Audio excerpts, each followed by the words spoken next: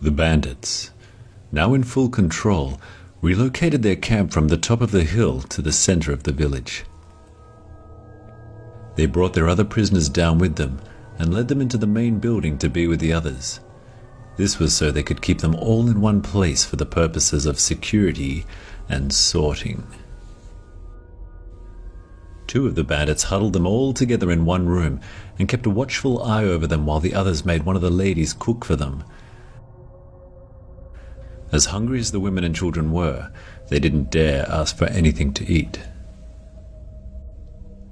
The bandits spent the following several hours eating, drinking, and planning which of their prisoners would be coming with them, and which would have to be disposed of. Later into the night, the bandits began to fall extremely ill. Some of them suffered horrific stomach cramps which near crippled them with pain.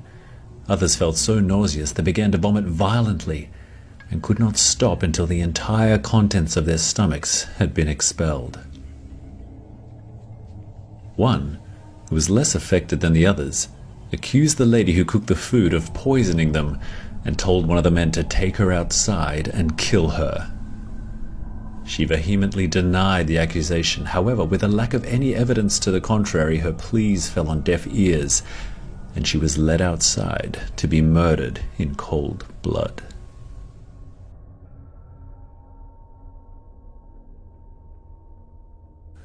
The food was fine. Their sickness was in fact caused by the water they had drunk when they set up their camp at the well. The little girl's stepfather's bowels had released when he died, and the water was tainted with feces. A blood-chilling scream came from outside, and the women and children held each other, hoping that they wouldn't have to share the same fate, and that this ordeal would soon be over. To their surprise, the lady came running back into the building, clearly having been spooked by something. Behind her, the bandit slowly stepped back into the room and stood still. Blood began to drop onto the floor, followed by the bandit himself, revealing a large, deep slash to his back. Two bandits reached for their swords and slowly pulled themselves to their feet. In the doorway, a lone samurai walked into the light and stared them down. On the previous day, when the villager had seen the bandits in their camp, he indeed raised the alarm with the others so that they could prepare, but he also headed off to the nearest town in order to get help. Fortunately for him, he met a samurai along the way. The bandits rushed at him, but they were no match, and with two swift slices, he had killed them both. The women saw this as their opportunity to rise up, and they wasted no time overpowering the remainder of the bandits, slaughtering them all with uncompromising rage and violence. All except for one. One had taken the little girl and threatened to slice her throat if they didn't let him go. The little girl had other ideas. She pulled something from inside her clothes and stabbed the bandit right in the neck, severing his jugular vein, which caused blood to erupt from his wound and his quick death to follow. He was dead. They were all dead. The samurai then noticed something very interesting about the object that the little girl had stabbed the bandit with. He picked it up and held it out to her. "This hairpin, where did you get this?" he asked. She explained that she took it from her dead stepfather when she was trapped in the bottom of the well. "Do you know who this belongs to?" he asked. "No," she said. "It bears the imperial seal," he told her. "It's extremely valuable. You'd better come with me."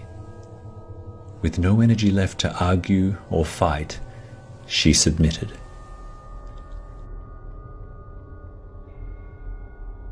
They traveled for several days, over which the samurai took good care of her, ensuring she would reach the imperial palace clean and well fed.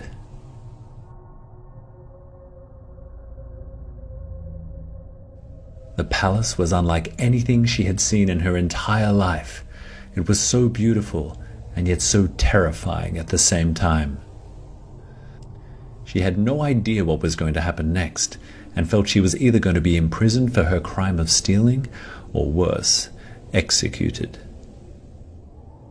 She was taken inside its walls to a beautiful garden where a woman stood alone under a pagoda. She was asked to take the hairpin to her and explain herself. As she presented the hairpin, the princess was overcome with joy. She told the little girl of how she lost it down a well when she had stopped for a drink while traveling with her soldiers.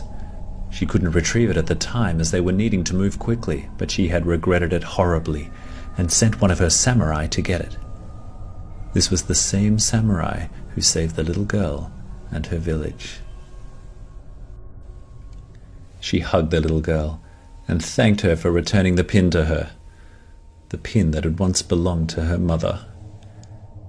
She said she could have anything in return, at which point the girl replied she just wanted to be loved.